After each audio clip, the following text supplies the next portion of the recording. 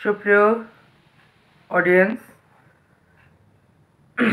আশা করছি আপনারা ভালোর সাথে আছেন, সুন্দরের সাথে রয়েছেন।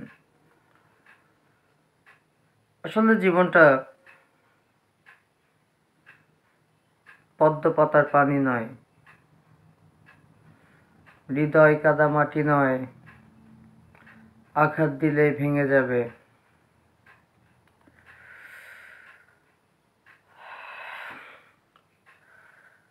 আমি সবার উদ্দেশ্যে একটি কথা বলতে চাই, সবার, মেল ফিমেল বোথ।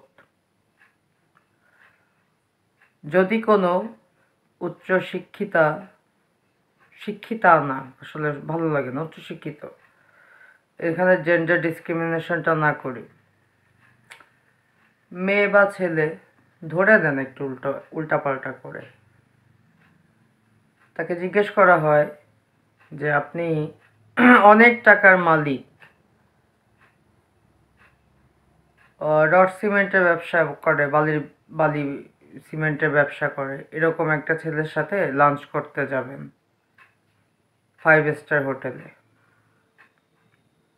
আপনি সদ্য বুয়েট থেকে বেরিয়েছেন, বা ঢাকা বিশ্ববিদ্যালয়, বা হয় না এরকম রাজশাহী ইউনিভার্সিটি বা নর্থ সাউথ, এটা আপনাকে চুজ করতে বলা হলো, বা এটার বদলে আপনি একটা উচ্চশিক্ষিত ছেলের সাথে, সে দরিদ্র কিন্তু তার সাথে দাঁড়িয়ে রাস্তার টং দোকানে চা খাবেন, আপনি কোনটি বেছে নেবেন? মেয়েটি অবশ্যই অবলীলায় বলবে যে টং দোকানে চা খাবে যে ছেলে শিক্ষিত, মার্জিত, যে তার লেভেলটা বোঝে। কিন্তু এই সেম কোশ্চেন যদি বিয়ের বাজারে করা হয়, মেয়েটি কিন্তু ওই টং দোকানের ছেলেটিকে বেছে নিবে না। এটা হচ্ছে বাস্তবতা। সে তখন গাড়ি খুঁজবে, বাড়ি খুঁজবে, ভুঁড়ি খুঁজবে, টাক খুঁজবে, পয়সাওয়ালা হইলেই হইল আর কি।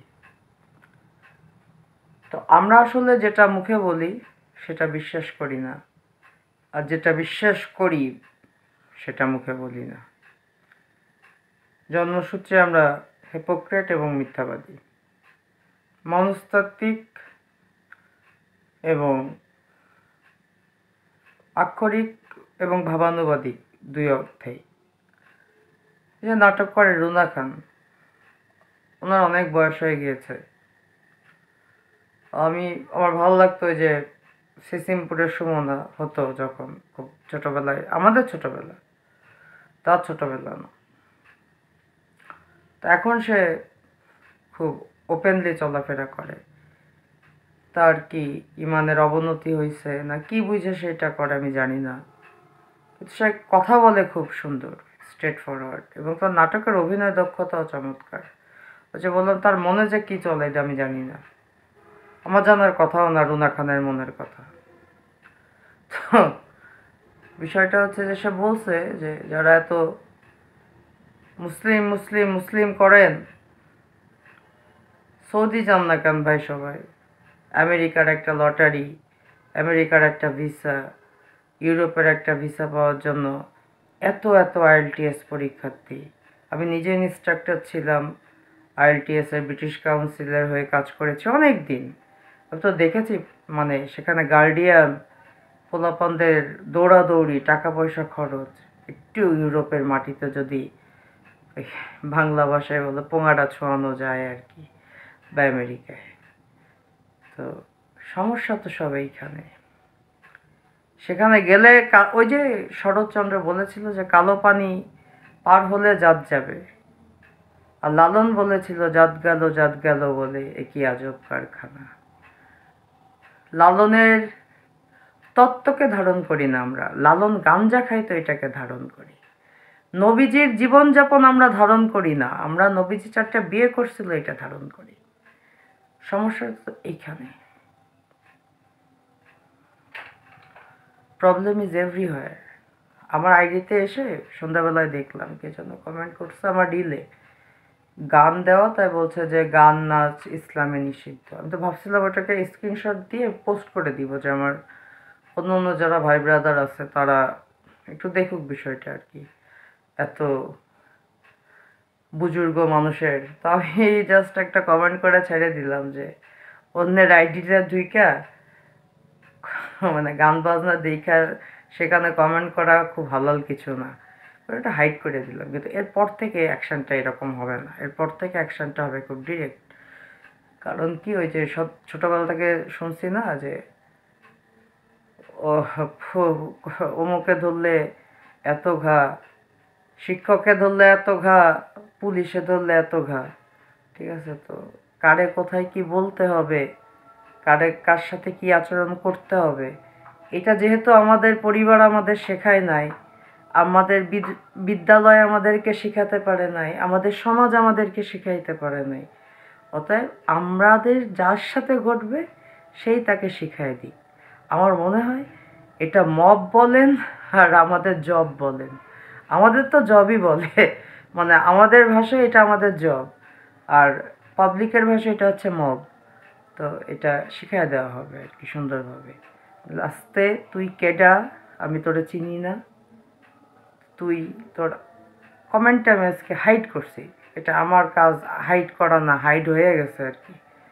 তো এটা তোকে প্রকাশ্যে আনা উচিত ছিল, হাইড না করে। Be careful.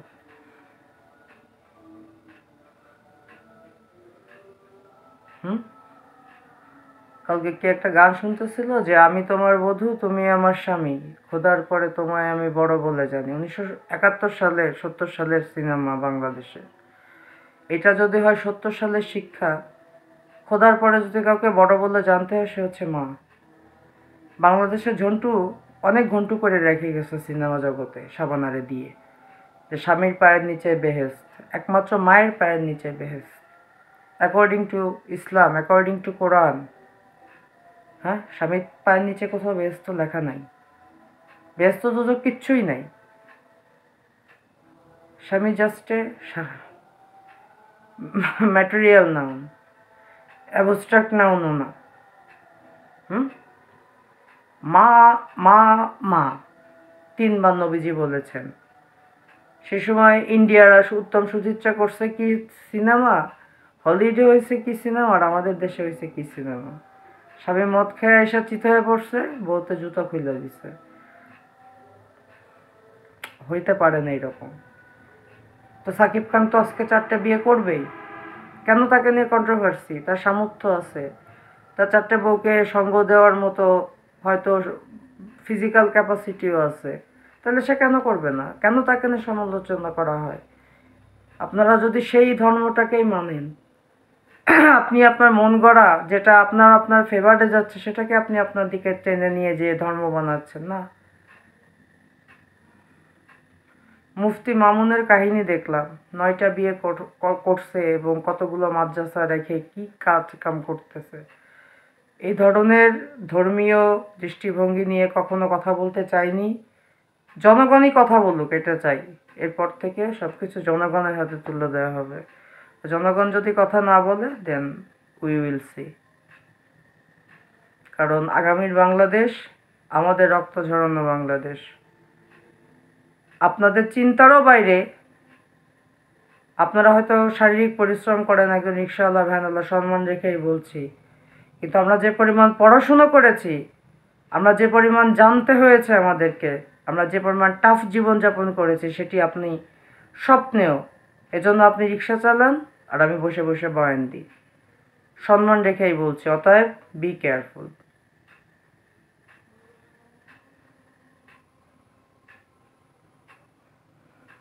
Thank you.